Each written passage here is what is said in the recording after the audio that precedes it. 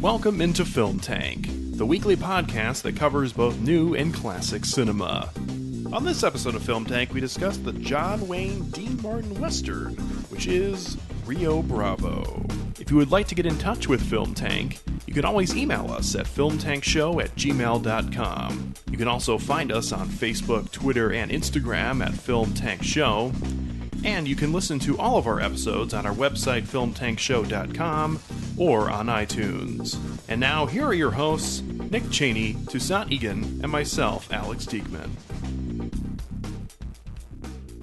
Hello there again, Film Tank friends, and welcome in to episode 194. I am Alex Diekman, along with my usual co-hosts and always friends, Nick Cheney. I would say sometimes, for sure. Ooh, it's dark. Just kidding. Thanks a lot, Andy Samberg. And also Toussaint Egan. That's a compliment in my book. Howdy. Ooh. See, we're on a different wavelength here. Well done, by the way, on the howdy. That's no. I'm sorry? That's like showing up for class. Yeah, I showed up for class. You didn't even show up for class. I showed up for class. No, you did. I've already learned the subject, and so I therefore don't need to pay attention in class. Oh, wow. And I will extol my own jokes in favor of the students listening to the teacher. Wow, because that is my role as like, the class Pagliacci. You are like so many douchebags that were in my classes during like undergrad. Wow. Not you.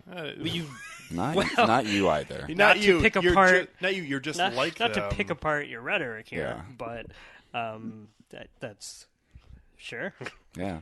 You're shaming him I'm not for shaming. not being as good as something that you're also shaming. I'm not.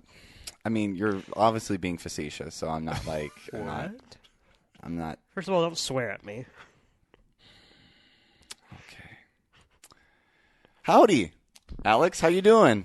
How you doing there, partner? Just rope right back to Just that. roping right back to that. Oh, you two. Gonna fillies. lasso ourselves back onto our topic at hand. You're just trying to make us feel bad because you didn't start doing it first. Just gonna walk When I do it, walk us back to the watering hole. you all know, Gonna and you'll bow down gonna because you'll realize it's not about who gets there first. gonna play a little ditty at the saloon. Gonna shoot some this bull. is just a stroke. Now Toussaint is just saying cowboy Gonna things now. gonna just play me some poker. Someone's poisoned the water. Oh, hole. hold on. gonna- Play me some poker. Just gonna play me some poker. Play me some poker. Just gonna talk to this lady of the night. Yeah, case you didn't know, everyone, we're Toussaint is black. We're gonna go on down to the good old haberdashery and get ourselves some Dapper Dan's like hair tonic. That is not even a Western. That's Yeah, you know what? People had hair tonic back then too. You know I'm not what? saying That's they what they didn't. did. It was a haberdashery. But you are Okay, specifically I don't fucking referencing- care. Okay. Oh, Okay, why don't you? sounds like you do. I was gonna say, why don't you? I'm trying here. He's not Yep. even trying. Okay, why don't you just 'cause sit it's out for a effortless. little while? Well, okay.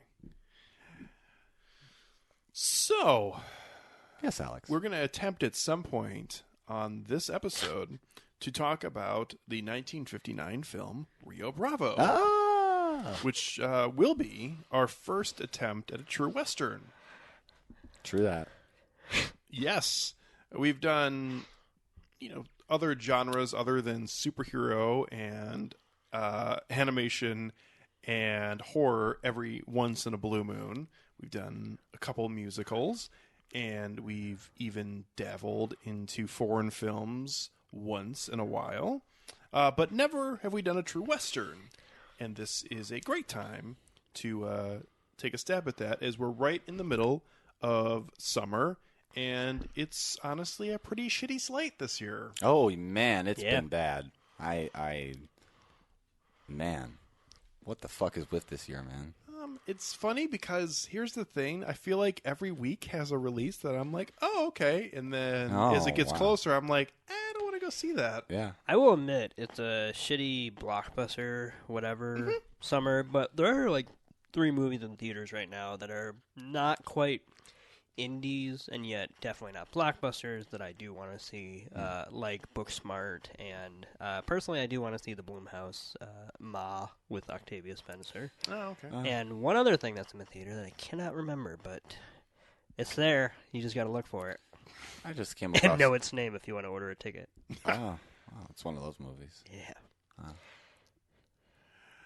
Yeah, I all the releases that are coming out soon, like I feel like I'll end up seeing Toy Story 4 and Jesus Christ, that's coming out this year, isn't it? Yeah, in 2 weeks from Friday. Oh my God. Lion King, which No. they finally revealed some more footage of talking animals, and it looks awful.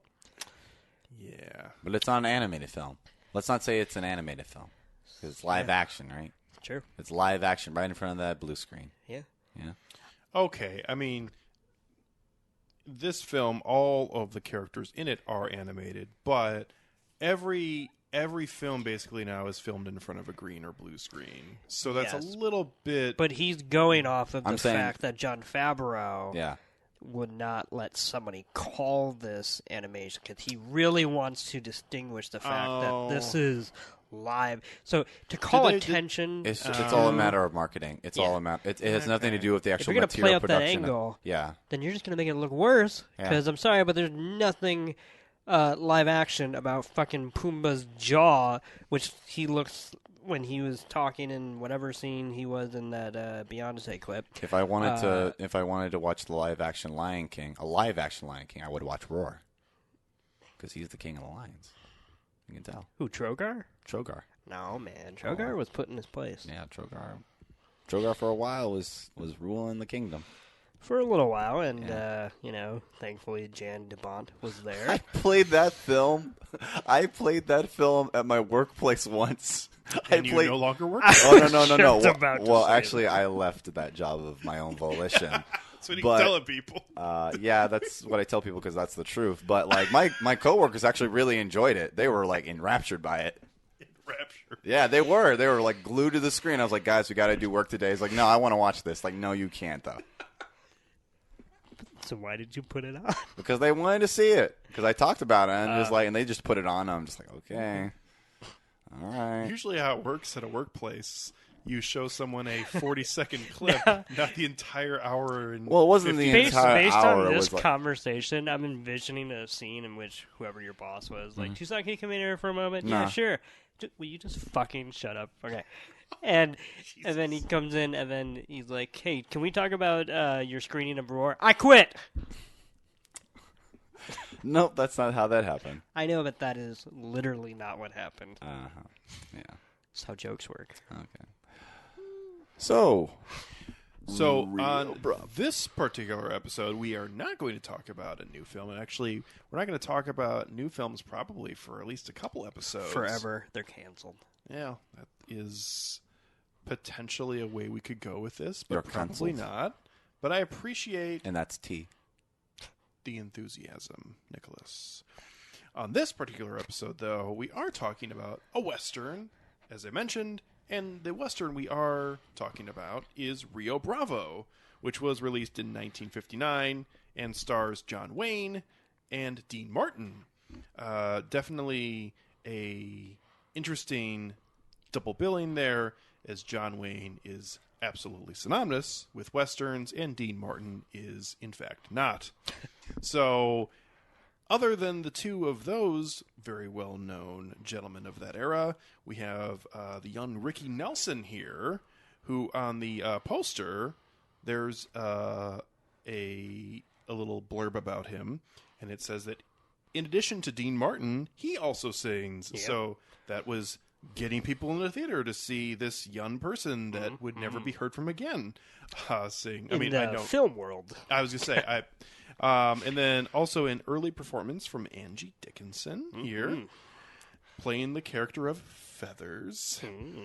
And then also too, you have a bunch of really random blokes here, including Walter Brennan, who Nick, you were saying was in other Howard Hawks films. He was in every Western ever made because he talks like a old-time prospector. Oh, well, there you go. Pretty much. Now, does he actually talk like that, or is it like a Gilbert Gottfried type that's thing? what I was asking. I think it's probably a Gilbert Gottfried thing in the sense that it wasn't just Western that he talked like that. Like, that was his persona. Character. But the idea that you would have to work to find, I believe, a quote or a clip of him not talking like that. Because he was also in, comedies and whatnot. But I don't know. there is probably a good chance that something like, I don't know, the Asian magician at the beginning of The Prestige, where he's out there living his craft because he has to do that or else people will find him out. In reality, he gets home and he's like, oh, fucking thank God I've stopped talking like a fucking idiot.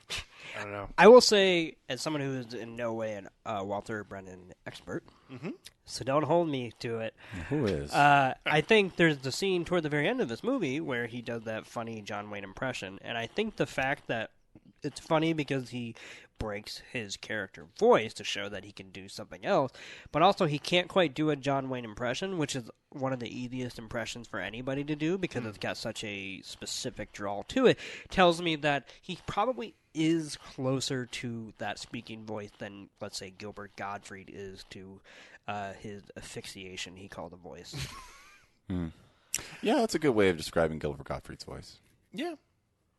Affleck. Not anymore. Not anymore. Not for a while now. No. Old Tsunami Man. Don't count your ducks before you make a racist joke. Yeah, that's an adage for our time. Don't count your milkshake ducks before they turn out to be racist. So, Rio Bravo centers around a small-town sheriff, believe it or not, in the American West, who enlists the help of a cripple, a drunk, and a young gunfighter in his efforts to hold in jail the brother of the local bad guy. That's literally what this says. Man, they gotta try harder. Dropping them bees. I don't think they're going to. Butter. Yeah, that was bad. Sound like the one character from Cloudy with a Chance of Meatballs 2. There's just literally a thing of butter. Butter. I don't know. Sorry. I've not seen the sequel. I've seen the first one. I've never seen either. I thought they were both entertaining. I like the first one. Yeah. Maybe one day I will treat myself to that spectacle that you are describing. Butter. Yeah. Butter. So, I think Nick should start us off because he is the one who was pushing the idea of us eventually doing an episode on a Western. Mm-hmm. And as per usual, other than gangster and anime films, he is the local expert on every other genre. So, take it away. Oh, well, thank you. Yeah, we were trying to figure out what we were going to do for this episode, and I was, trying to rack my brain, and I had two ideas, and I'll save the other idea for a future episode. Wow. But I was between doing and what you were saying, we haven't done a Western. Just to be more specific, we haven't done a classical Western from the period in which they had their heyday. And the other idea I was thinking about was a silent film, and we will probably do at least one of those in our lifetimes. Okay. But I chose a Western, and Rio Bravo popped into my head instantly because I like it.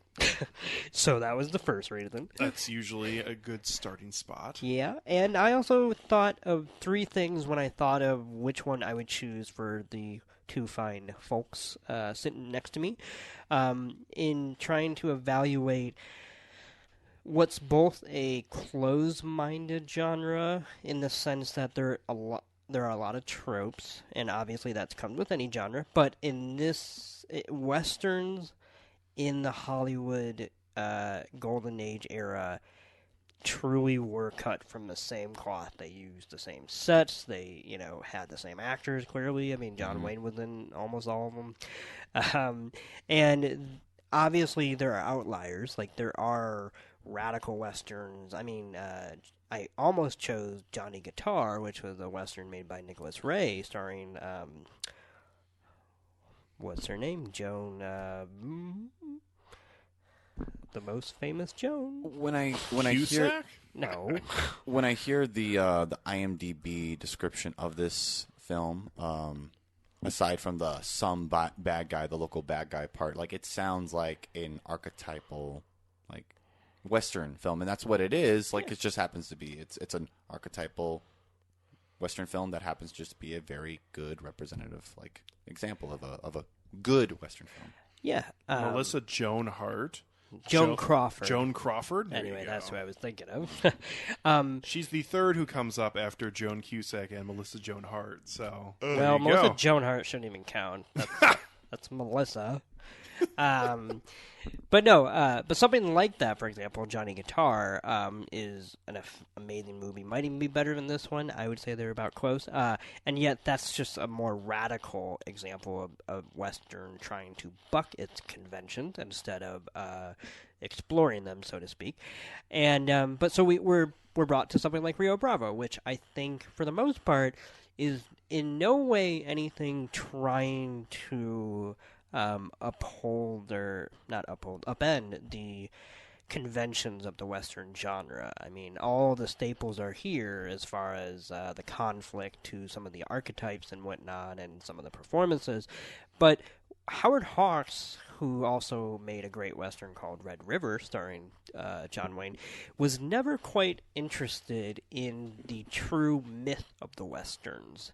I believe he loved the language and the vistas and the kind of the humanistic stories that came with them, and often, but he didn't quite buy into the idea of a towering giant sheriff who and I know that's going to sound funny when we read the plot description, but just bear with me here, of a very hot-blooded, John Wayne running around just using his fist to solve conflict, and because he knows right from wrong, and that's all there is to it. He was much more interested in just making a good movie. He was just so good at doing it in a studio environment. And so he returns to the Western with Rio Bravo, and he returns to John Wayne. And here, Rio Bravo is just, in my opinion, is a fantastic film. It's while it shares all of the same kind of tropes and such, it's got a very languid pace for a Western, and yet I never personally think that there's a wasted scene. I think all the character interactions here work overtime to support each other, and even when somebody has an extremely minute arc, it's still referenced. For example, Walter Brennan's character, he's technically a punchline character who, nobody tells me nothing, whatnot, and yet even his backstory is technically tossed off in one line when we hear about his grudge with the gang and what happened to him, and we can kind of surmise that may have also been where a crippling incident may have taken place when they took the land from him. And there's just so many things about this movie that I feel like kind of circumvents the usual codes of masculinity that were happening in the heyday of the Western. Because this is 1959, so the Westerns were on their way out as a classical Hollywood feature. They were in no way dying, but they were no longer seen. We were about to hit the 60s, and that's when the independent movement was really going to take off. It started in the 50s, but it had a name and an actual face in the 60s, and then it exploded in the 70s.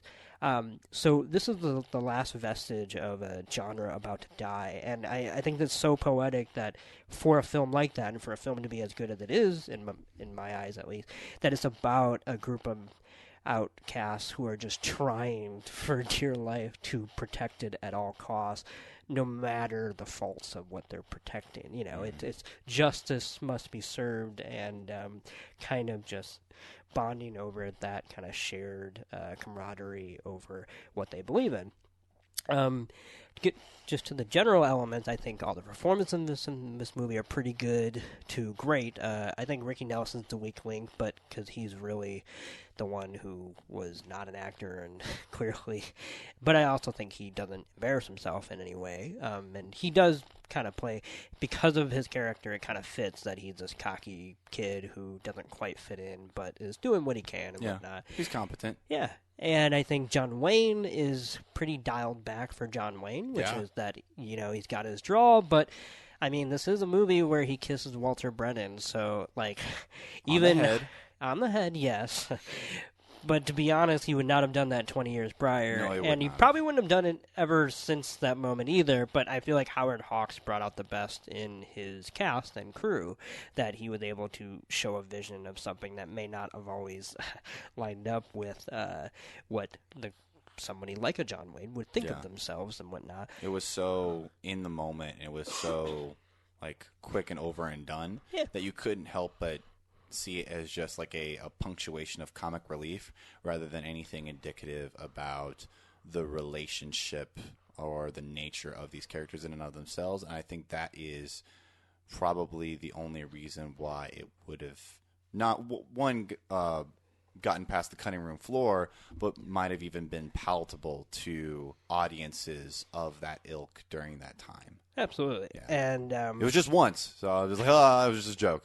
Yeah, well, that's the other thing that's actually kind of weird about that is that, like, on the one hand, you can look at that and say, oh, wow, that is a man kissing another man on the head, and it is for comedic purposes, but at the same time, it's in a Western with John Wayne, so damn.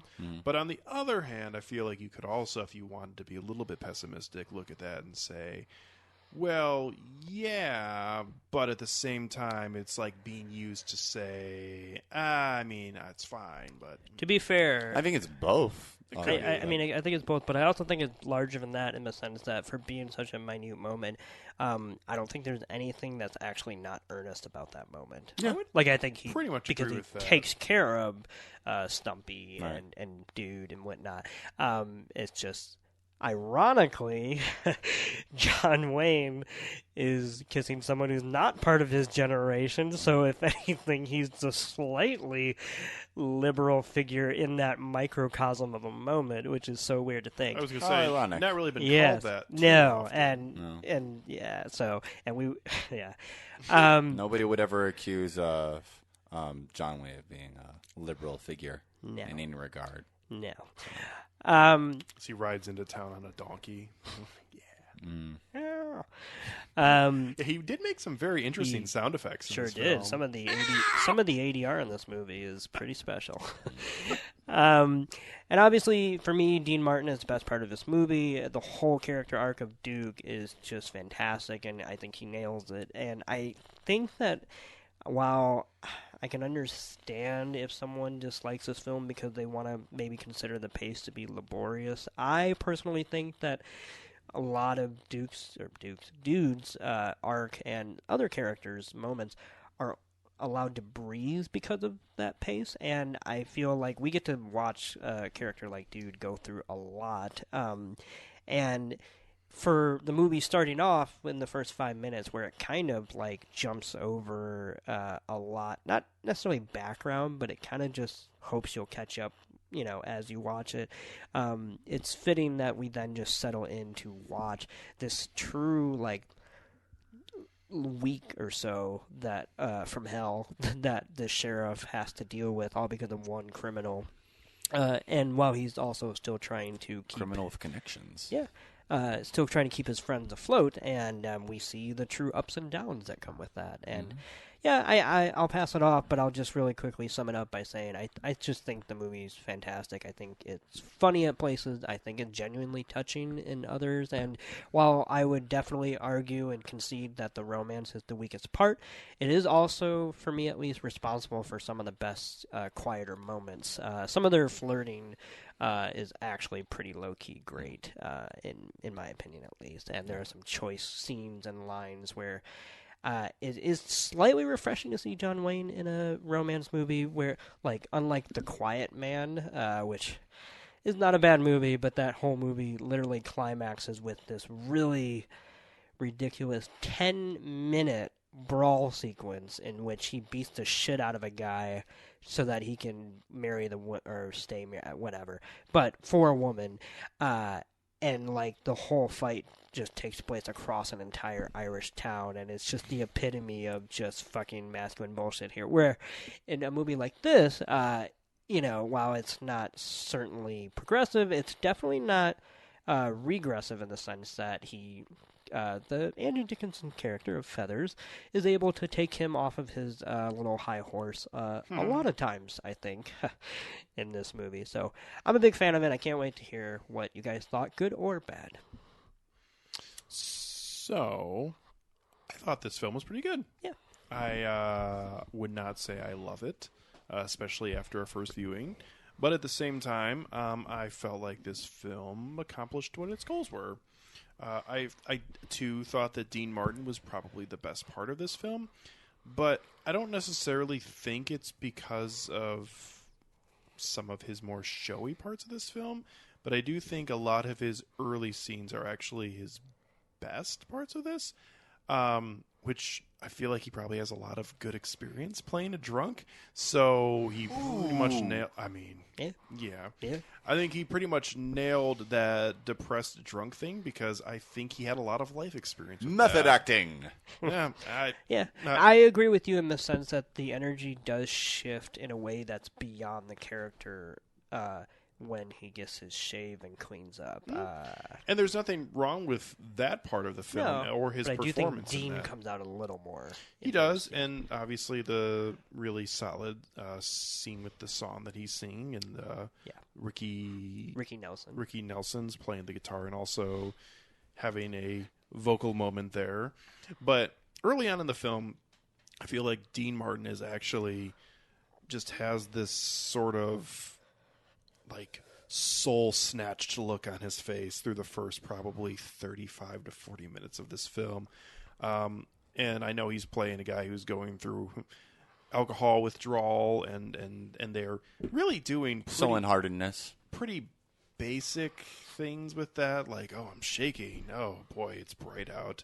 I've got a bad hangover. Like, I mean, things that were just, like, kind of, basic depictions of alcoholism I was going to say, and the effects that somebody but at the goes same through. time, in the other parts around that, when we're not just going for the low-hanging fruit of my hands are shaking, I mean, he's just giving this sort of sad, lost child in a store performance, which I think is actually pretty fantastic. The scene where he goes into the saloon through the front door to investigate and interrogate all of the men after Wheeler is shot and killed is pretty great, because I feel like that's a shining moment where he, as Dean, is kind of, quote-unquote, giving a good performance, and yet it also bleeds into the dude also trying to stand tall and make both Chance proud, but also instill a sense of authority that he once ago lost. I was going to say reclaiming authority almost. That scene is pretty fantastic.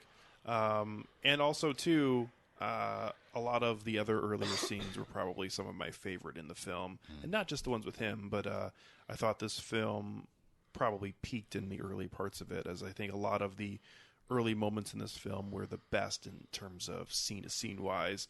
I did really appreciate the final climactic scene in this film, mostly because I did love the tie-in of the dynamite on the carts from earlier in the film. It was really hilarious. Which I had totally, honestly, and this is a credit to the filmmaker, completely forgotten about. And I will say, for a Western from the 1950s, having multiple large explosions on a house, it's pretty wonderful. What do you call a situation like that? It's like a brick joke. It's not a brick joke, but you know what I mean? Like where something is introduced in the first act. And it's Chekhov's gun. Chekhov's gun, yeah, that's right. Yeah, that's what I mean. Yeah, and although they hide it very well, so it's not... Chekhov's gun, I feel like people are using that a lot now. They don't call attention to it at first, but that's like what Chekhov's gun is. Yeah. Chekhov's gun is literally, look at this gun that I'm not firing right now. I'm going to put it on the table, and then 40 minutes later, someone picks it up and whatnot. The dynamite thing is kind of good because it like that is not really is brought attention to. Like, it is sort of just in the background. And the focus of both that scene and really the paramount importance of that sequence and leading afterwards is the character of Pat Wheeler, and so his death and whatnot. So we just forget about any trace of existence of what Wheeler brought into the camp outside of Colorado and whatnot. And I also think that the dynamite is probably also great because it delivers a very good payoff to Walter Brennan's running gag of "Nobody tells me nothing," because I do kind of giggle every time he says it, but that made it worth the whole movie when he's over by it. And Well, also, too, I mean, the idea of him being told over and over to stay in the jail, and then they would have been screwed over if they'd gotten across the creek, and he was there to shoot the two bad guys that got out of the barn they were shooting at. So, overall, I thought that final scene was quite good. I think probably my biggest complaint of this entire film is that the story involving our main characters, including Angie Dickinson's characters, I think all are pretty good and pretty well-rounded. But I think the story of the villain and the guy who is causing all of these different people to come and go Feels pretty risible. I was going to say is pretty much the worst part of the movie for me, because it all feels like when it gets involved, like, I have no interest in this, and you've done nothing to get me more interested in this. So It feels like the real proportion of this film is like these characters sort of grappling with their moment-to-moment which problems. is, I think, the story. And really just like Burdette being imprisoned and like these criminals like descending on this town in waves in order to like take out like the lawman and his deputies is sort of the context, which then sort of frames why this person has to be on guard for as long as the film's duration, and why these sort of characters, the literal binding force, or the binding force of why they have to be centered in this one sort of context. And it's really just looking at Dude, looking at John T. Chance, looking at Colorado, and looking at Stumpy, Feathers. Like, those characters are the ones that like you have to see how are they fitting into their context with one another. How is Feathers interacting with Chance? How does Chance interact with Dude? How does Colorado interact with Chance? Like that. I'm more interested in the human drama that's at play here, and really, honestly, like, Dude is my favorite character in this entire film. Like, John Wayne, like, I've already said my piece on John Wayne as the person. I understand and totally agree that he's a quintessential figure when it comes to the canon of like Western cinema. But he is, as I think Nick already said, he is the least interesting character to me in this case. Like, he just feels like he is there because he is the archetype. He is the sheriff. Who else are you going to have play the fucking sheriff other than John Wayne, who is John Wayne right there? That he plays it to a T. It's kind of like when Sean Connery was cast in A League of Extraordinary Gentlemen. Like, we need someone to... Funny story about that, apparently. That was so bad that it forced him to want to fucking retire. Apparently, he was offered a role in Harry Potter, and he turned it down because he didn't understand it. And because he hadn't read the book, whatever. But he understood League of Extraordinary Gentlemen. No, but that's the whole point. Then he was offered a role in The Lion, the Witch, and the Wardrobe, I believe, and he also turned that down because he didn't understand it. Good move. And, well, it was, but it was also at least a blockbuster of its time. I'm not saying it had the same for whatever. Right. But apparently he only said yes to that because he did not want to make another faux pas. And he actually didn't want to make another movie after that, and they agreed to like kill off his character at the end. But it cracks me up that he did not understand fucking Harry Potter, but he understood League of Extraordinary Gentlemen based on one of the most Byzantine, the point is he fucked didn't up, shared universe, like world literature, like pulp action contexts dreamed up by that fucking wizard, Alan Moore. Yeah, so he didn't understand it. Okay. And the point is that he just was going to say yes to anything that looked like it was so crazy fantastical that he didn't understand it. He just didn't realize that in this case, he waited a little bit too long. It's understandable, but not understandable. Hey. So, continue. Sorry, I was just gonna finish by saying that I do think that the antagonist is a part that definitely could have been improved, even if it isn't the main point of the film. That doesn't necessarily mean that the storyline there could not have brought more to the table. But overall, I thought this was a quite good film, even though it is definitely a little bit on the slow side at times. But at the same time, too, I think all of the true Western elements, other than like cowboys and Indians and all that shit, and good old-fashioned racism and sexism are really not super prevalent here. I mean, you don't really not in a way where you would teach. You could not teach this movie as the quote unquote example. I don't feel everything that was wrong with I don't that think era. they're. I mean, you have the character of Carlos. I'm going to try to couch this. I don't think it's deliberate in its racism. I think it's more like it's more of the soft implication that sort of like surrounds it. But like, I don't think that it's. I don't think it's hateful. I don't think it's deliberate. I think it's just more of like one of those textures that comes along with this sort of era of Western cinema, where it's like these are the archetypes that they're working with.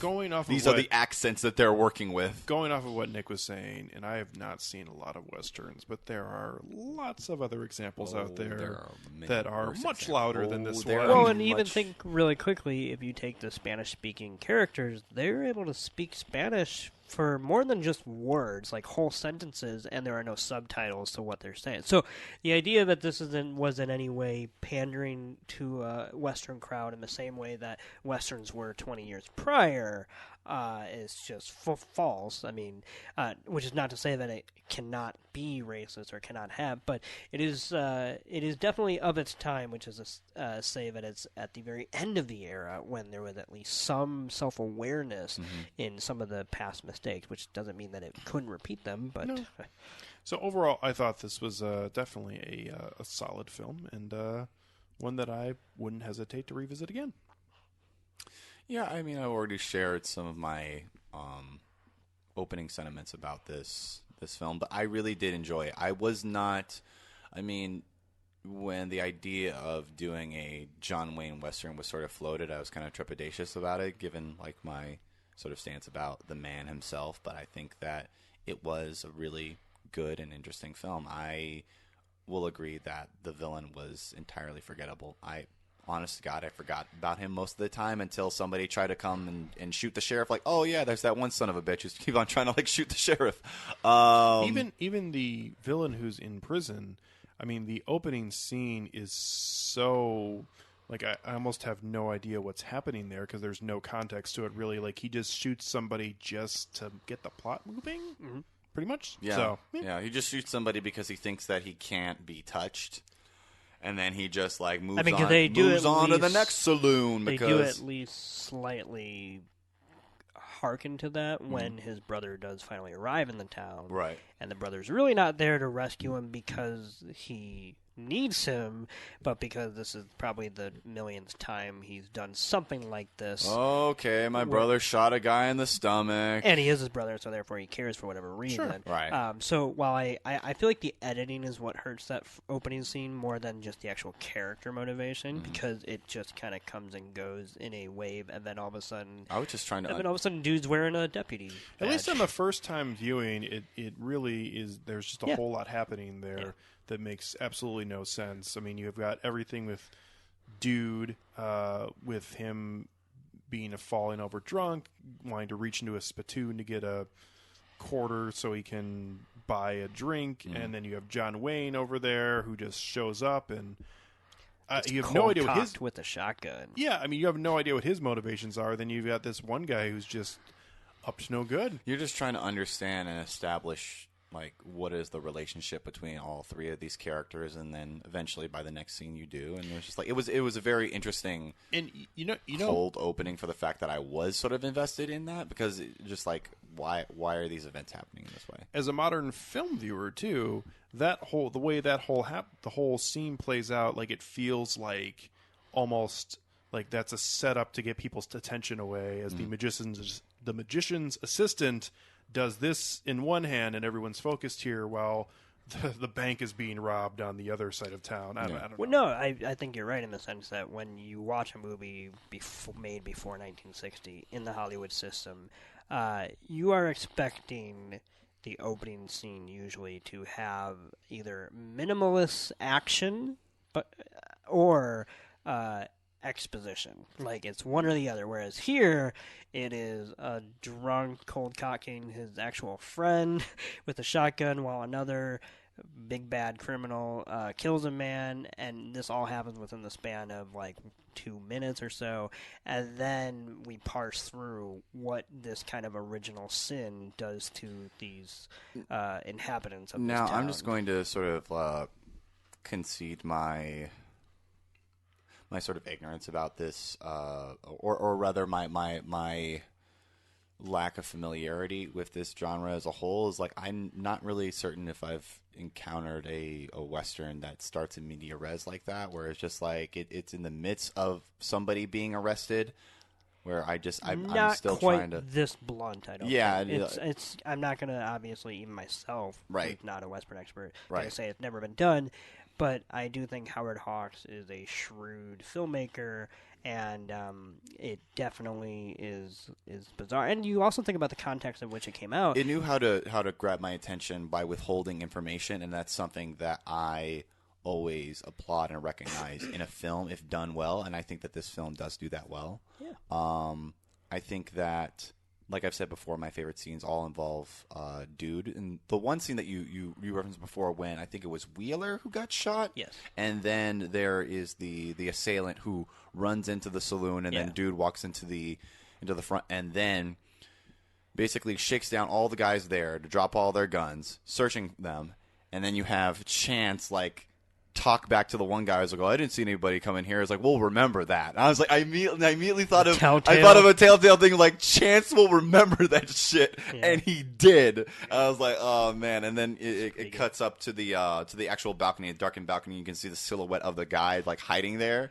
That was a really good shot, and it was awesome. Just like, it's a good shot, and I also I will agree with you, Alex, in the sense that I can understand one wanting more from the villains, but I also think Howard Hawks he has a visual language, and I feel like when you see somebody like the guy who shoots Wheeler, it's interesting that we meet Wheeler, we get to know who he is, what his relationship is to Chance, and yet even when he is shooting Wheeler, runs into a saloon, and then has the drop at the moment on Chance, he's still in shadows. Like, I do think there's a purposefulness in the sense that the villains are not given anything that they don't deserve, almost, like if you go with the theme of justice, and like they're not worth the time, so to speak.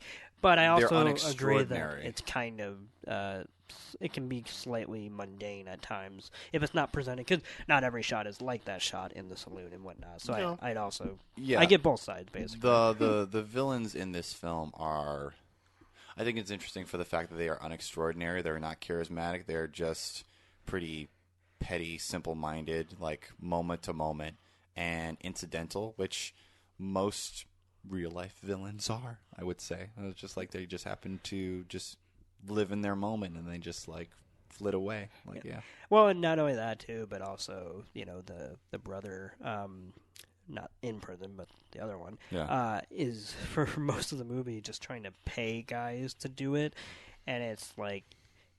So literally, these guys are kind of like NPCs in a shooter. Like they are not in any way, worth. They're not principal characters, really. They're just sort of like, I'm going to send a bad guy after you. And so the type of man that would do something like that, in my opinion, would also be kind of small in stature. Because if he could get shit done, he probably wouldn't have to throw around money that flagrantly and waste it that much, because it's not. He doesn't do it one time. He does it like at least 2 or 3 more waves of hopefully this works. Mighty Morphin Power Rangers, like Rita Repulsa sending off the Putty Patrol every fucking episode. All I know too is that the Undertaker is fucking profiting from that shit, because he's just like, no, don't pay me, I've got this shit, and you're like, wait a minute. That was stolen money. What the fuck? Death is my business, and business is booming. I guess so. I guess he's just going to take the fucking coin from the Continental and go his merry way. Yep. Yeah, $50. The Continental Saloon. Now, I'd be interested in seeing that. Oh, boy, man. That'd be a change up for the next John Wick film. Oh, man, that'd be so fucked up. What if they all just like cast them as characters in a Western? They're all the same type of relationships, but they just don't explain it. It's just some weird alt universe. That's why I'd be interested but here's the thing. Really quickly, I always hear online of the wars, or the war, I should say. Of the wars? The wars. The All war, of those wars. The World War One, the World War Two, The war the between... War of the Furries. War of the Worlds. the war between television and film, and which one is better, whatever. And I'm not going to whatever. But I do think it is slightly more hip to be with cinema because of the. I'm just saying, that's the. Can't wear a black beret and watch HBO. That's the I'm just saying that's the general temperature that I've seen, and I say that as someone who's more of a fan of television. But that is exactly what television can do that apparently film just never wants to try. Like, why can't we have a fourth John Wick film where we just have an alternate universe? Like, it's just, if no one would bat an eye, because that happens all the time when shows have to fill out a 22-episode season. And Archer does it. Right. And anyway, that's a really long rant. It is, but I'm going to slightly tie this together Yes. and go off of the path here a little bit. Boom. Western, John Wick, television. As a big fan of it, have you watched the Deadwood movie yet? Oh, I started it. Okay. And I stopped it. I enjoyed what I saw. Okay.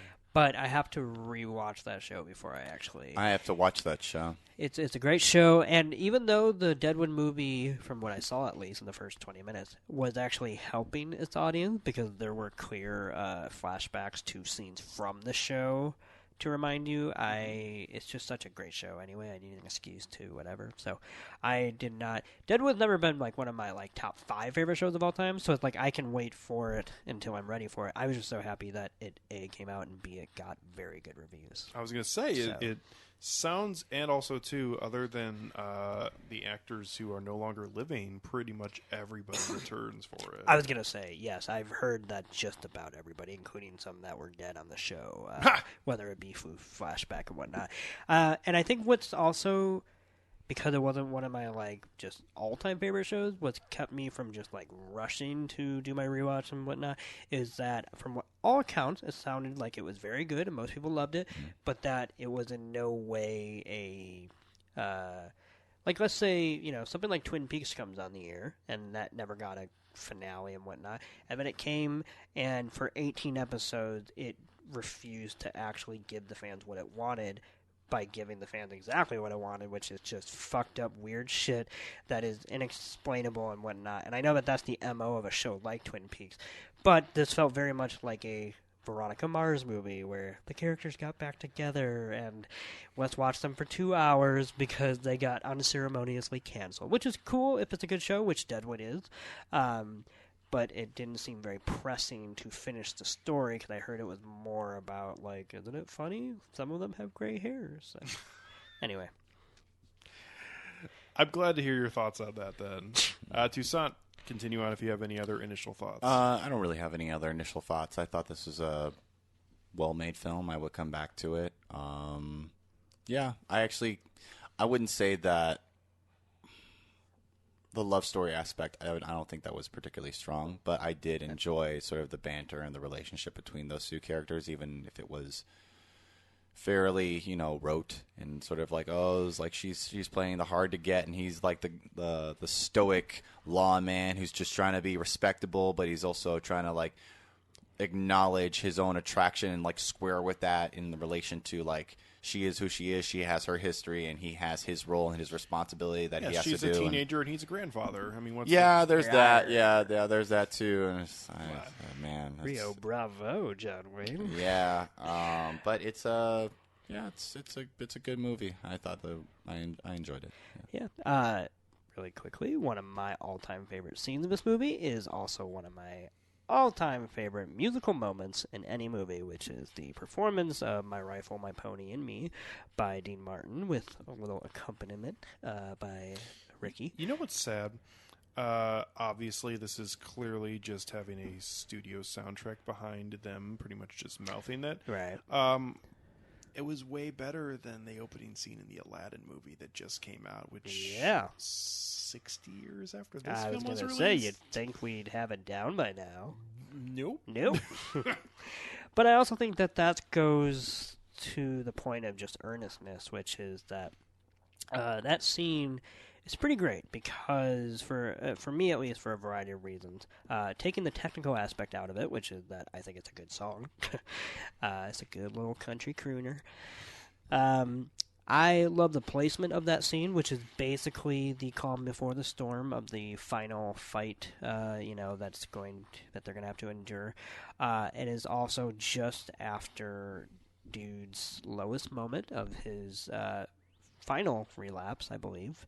And for him to kind of not even look up, but to just kind of belt out this song, it's such a gorgeous scene because for me, it's a character tapping into what I believe is a hidden reserve of strength and power. Because obviously, he doesn't sing in this movie up until that moment, and I think that's kind of interesting that he literally gets his song back after he reclaims his worth after being at the bottom of a bottle, and for him to sing that, and yet he doesn't sing it by himself, and so for Ricky Nelson to throw it back and accompanying him with Walter Brennan on the harmonica, it becomes this movie in a nutshell, which is individuals can overcome their greatest weaknesses with the fellow help of their brothers, and as long as we want the best in each other and whatnot, and it does all that in the span of a song that lasts basically a minute and something seconds, and I just think it's a beautiful scene, and I love that song. I love the emotions that play, and I just think it's a wonderful kind of coda to the drama and the arc before the gunfight start, which I also enjoy. But I just absolutely love that scene. I would agree. I think it's a well put together scene, and even though I don't have the same affinity for it as you do, I do think that it fits very well into this film, especially since Dean Martin's here, so you would assume, I feel like, that he's going to have some sort of singing moment.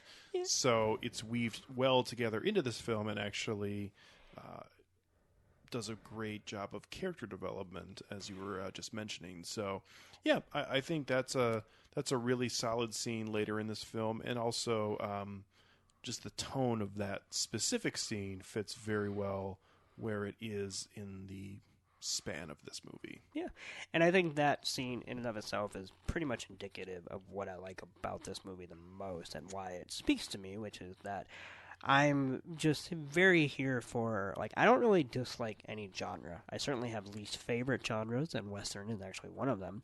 But I definitely, when I find entries in whatever genre that I like, I fucking go gaga over them, and I love them. And this is, for me, probably my favorite classical Western.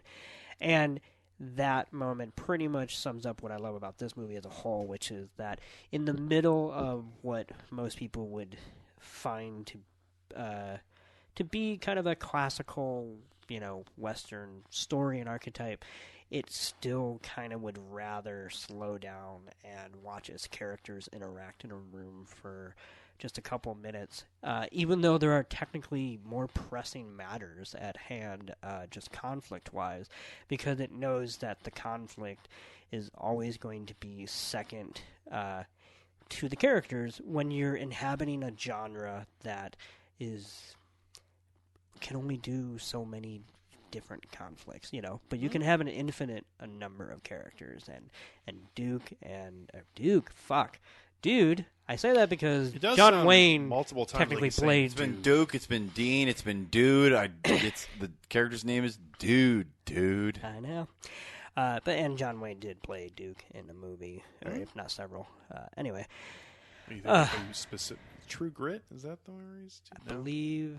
No, I don't know, but it's been more than one. I'm sure. That was his name. He seems like a Duke. Yes, but anyway, the character. It's more concerned with the characters of Dude and Chance and Stumpy and Colorado, and what they are feeling in the moment between the moments that usually breathe. And I think one other way this movie is kind of indicative of that kind of pace and tone is that the way this movie, despite being set in a classical Western setting and atmosphere and tone, but the way this movie uses establishing shots is kind of, I would say, out of the norm for typical Westerns. Usually you had a lot of either fixed camera vistas, in which were present in this movie, but hold on, fixed camera vistas mirrored with just very kind of overarching, like kind of eagle-eye view above the town, that kind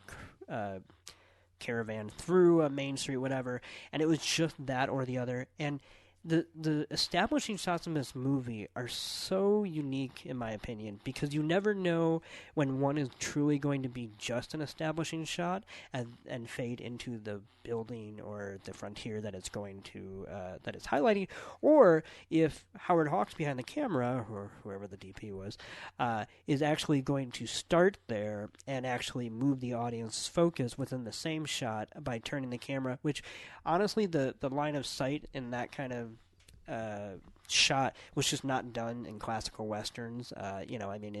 It was a staple for a reason, which is that it stayed within certain conventions, whether that be both plot and a visual language.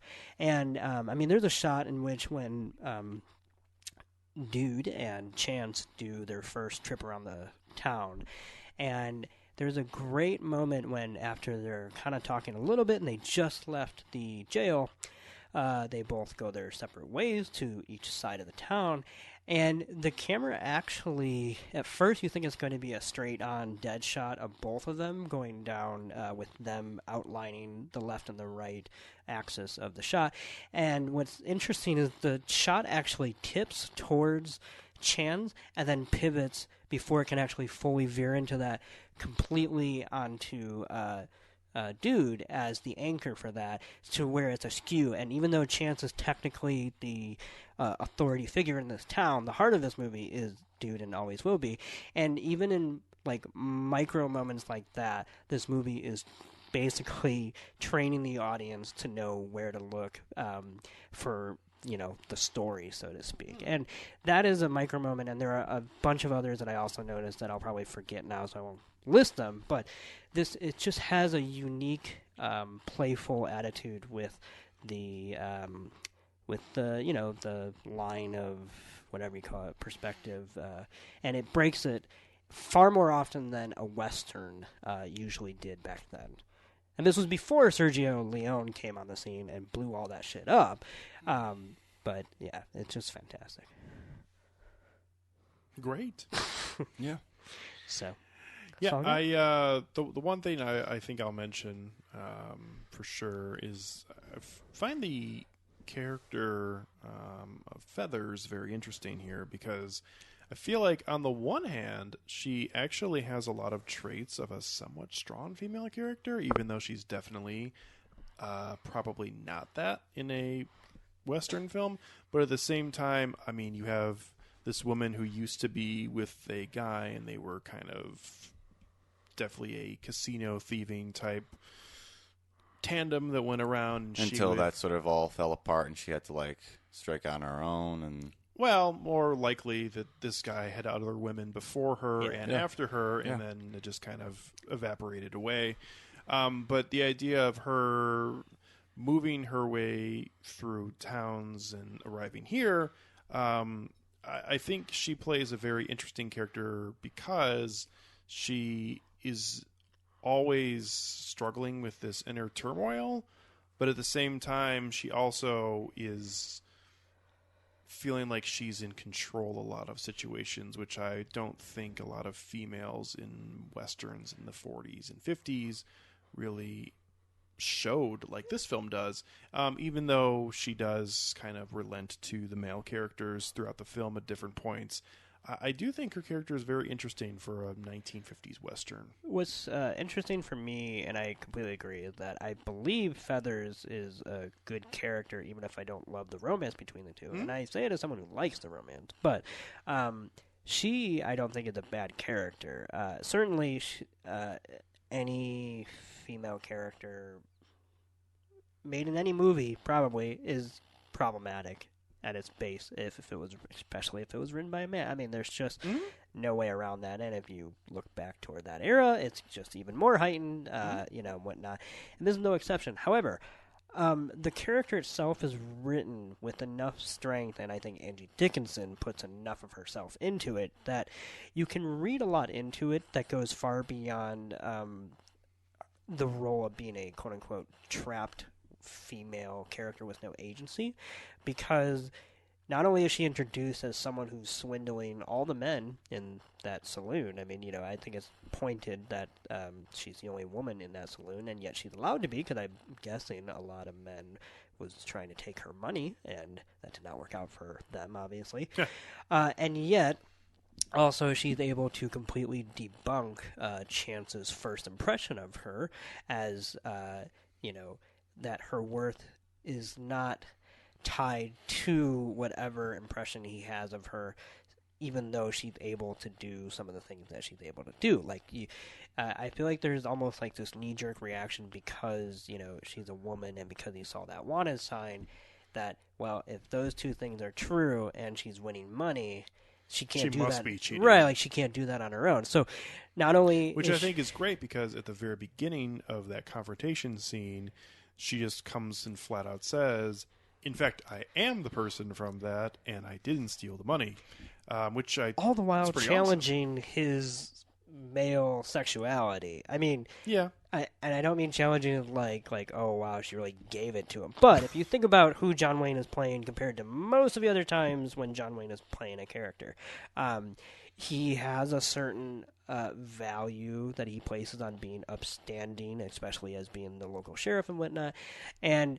I just like that he goes into her immediately, so then her knee-jerk reaction is to then basically present him with something that he will not want to turn down, but will have to, and also kind of look like a fool for doing it because there's no real good reason to do so. Mm-hmm. And I just think that's kind of it's kind of one of those, it's a trope, but it's weaponizing sexuality, and it's being done in the Western genre, which I thought it was very well done.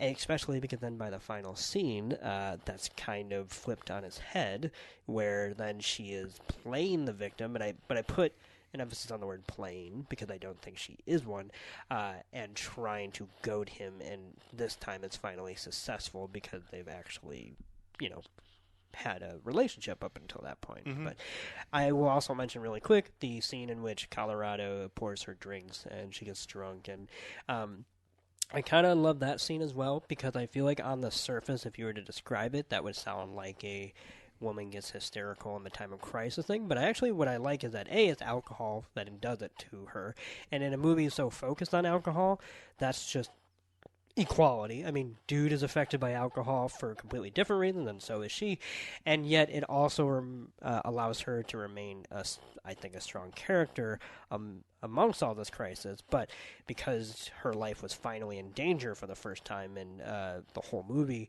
obviously any person, whether male or female, could crumble at that, and so to hit the bottle, and then that she's less... At the time she gets drunk, then she and is finally intoxicated, she's less concerned about that and more just that she is trying to parse through in her mind what is actually making her stay in this town, which obviously we all know what, but it's a good question to ask yourself when you are finally being shot at, and it also strengthens it, because then that's something worth staying for. And she also has a great line, too, that I think goes kind of under the radar here, because it's just kind of thrown away.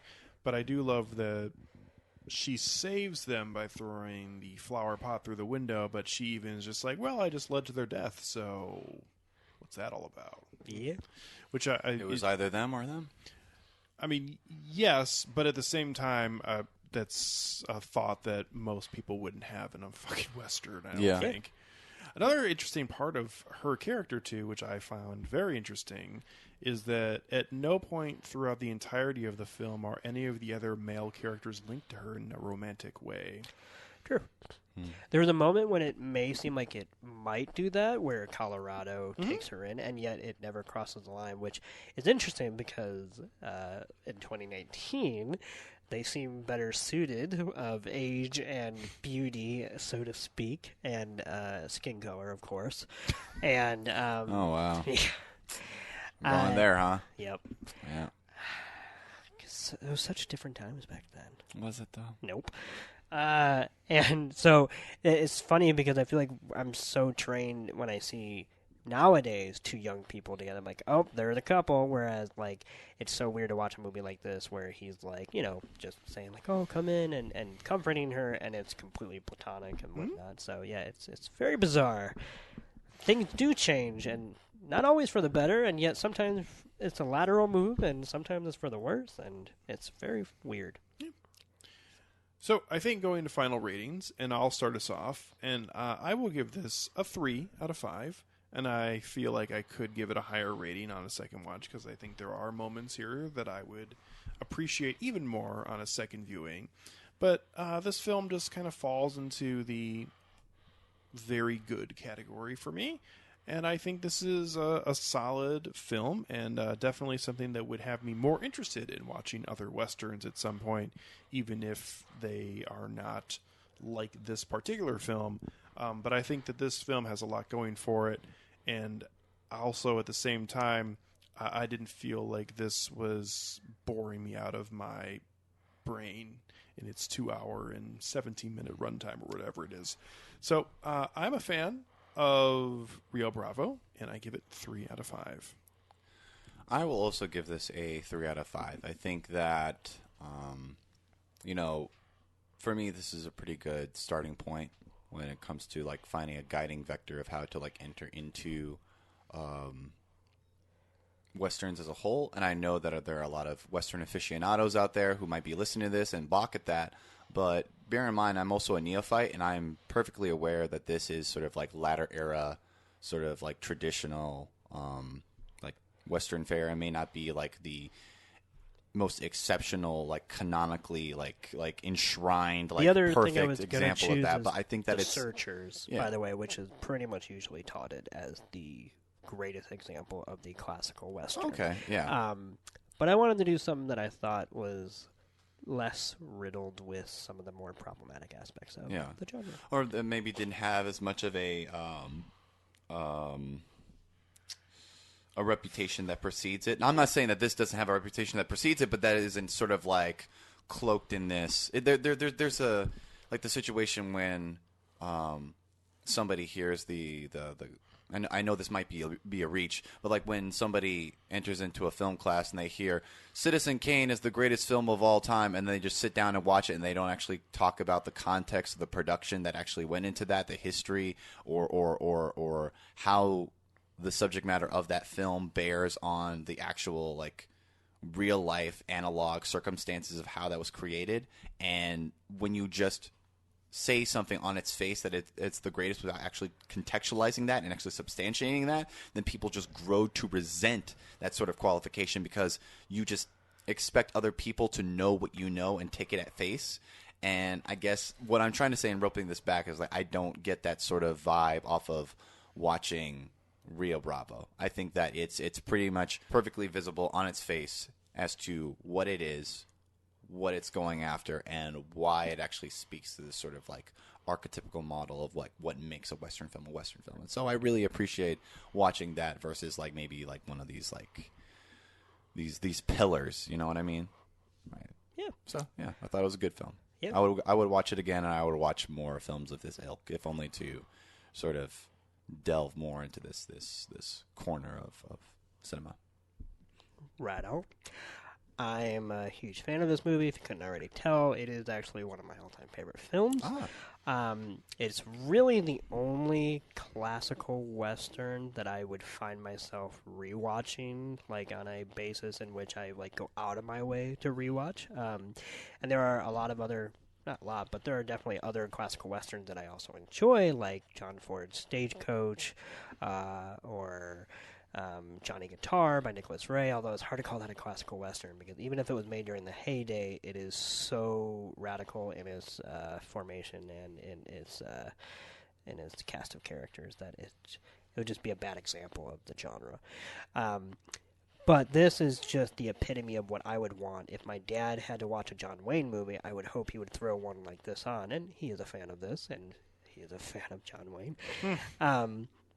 Because I just feel like the characters come first in this movie. And I just feel like, honestly, that there's a certain language to movies that were made during the 30s, 40s, and 50s that is, of a bygone era. So it's kind of radical to say something like this, but I'm taking this within the context of a movie that was made during that era, which is that I personally think that this is a great example of a perfect script, which is not to say that, first of all, I say that as an opinion, not as a, let's teach this in classes or something like that. But I watched this movie, and it does certainly, I would say last longer than a lot of films of its ilk. Usually if you go over the 2-hour mark, you're a frontier western because your characters have to get from point A to point B. It's rare for a local sheriff western to be this long, but I think it earns it. But I think the script here is perfect in the sense that it's not that it in and of itself is like a epitome of peak perfection achieved by a symbiosis of writer and idea, so much as that I just think that every little individual part, from one actor to the guy behind the camera to the director, just did their best in effort in putting into this movie, which I think is fantastic, and I just don't see a wasted scene in a film like this for what I want out of it, so to speak. So I just think it's a fantastic film, and I personally give it 4.5 out of 5. Maybe one day I'll bump it up to a 5 because I really have nothing against it. But I just think it's fantastic, and I said that, and I'm done. Okay. Wonderful. If you out there have any thoughts on Rio Bravo, or actually on the Western genre as a whole, feel free to find us at filmtankshow@gmail.com. You can also find our episodes on filmtankshow.com or momentarily on iTunes. Yeah, we're there. Until it closes. Well, we'll be on Apple Podcasts. I was going to say. Yeah, that's right. We won't have the same ring to it, but we will still be available. To be fair, not iTunes. People are probably going to say iTunes. I mean, Yeah. because technically we are on Apple Podcasts right now. It's just this will, Anyway. So, anyways, Apple Podcasts / iTunes, or also Stitcher, where you can rate and review our podcast, which would, as always, be wonderful. So, coming up on our next couple episodes, first a tease. So next episode, we'll give you some more details, but we have decided we are going to do a top 6 episode here again in a couple episodes. What? Which, other than our year-end episodes, we have not done one in a while. Yeah. So I'm actually very much looking forward to doing that episode, and also letting the audience into what the context will be for it. I think it'll be a good conversation. That's very well put, sir. I will say, going off of that, it'll be good because it'll be great to go back to doing an exercise of finding out what our top 6 for the episode will be, and also finding out what everybody's choices are. But at the same time, I feel like this is somewhat different than anything we've done in the past, because it's definitely open to interpretation, but at the same time, will, I think, really showcase everyone's individual views on the topic that we'll be doing. So, there you go. More on that on our next episode, but on our next episode, we are going to discuss a film that I've been wanting to talk to these two fine gentlemen for a long time, because there's a lot of emotions about specific aspects about this film that I'm not saying that people have, like, raging opinions on, but at the same time, they're looked upon as, like, the fuck. I forget that this film exists sometimes. Okay. I will say, I originally was kind of in agreement with a pretty general opinion of this film, but the more times I've sat down and watched either parts of this or the whole thing, I think this film is actually pretty fantastic, and that is the second new Star Trek film, which is Into Darkness, which has Chris Pine and Zachary Quinto, and also has Benedict Cumberbatch playing the villain in it that stirs up all kinds of opinions. So, we're going to talk about that on our next episode, and I'm very much looking forward to it. And I don't know how much you guys are. So, but that's okay. It'll be a fun episode to at least put all the opinions out there. I'm looking forward to it. Good. I mean, I have not seen that movie since the theater. Okay. And in that time, before I saw it, I had only seen the Star Trek movie that preceded it. But since that second movie, I have seen numerous seasons of Star Trek shows, have seen all the original Star Trek movies. So I'm going in a much different context back to that film. And you were a big fan of the third Star Trek film. Absolutely. I think that is, good or bad, that is the closest the the new trilogy has ever felt like an episode of Star Trek. Which is funny because even though I don't have the same context on the Star Trek series as you do, the first Star Trek film with Chris Pine actually is in my top 50 favorite films of all time, as I think it's an absolutely fantastic film. And I really like the second one as well. And we'll talk more about that coming up on our next episode. So, from myself, Alex Diekman, and Nick Cheney, and Tucson Egan. Howdy. Howdy. All right. Peyote and your peyote. See you on that dusty trail, partner. Butter. Thank you guys, and we'll catch up with you next time here on Film Tank.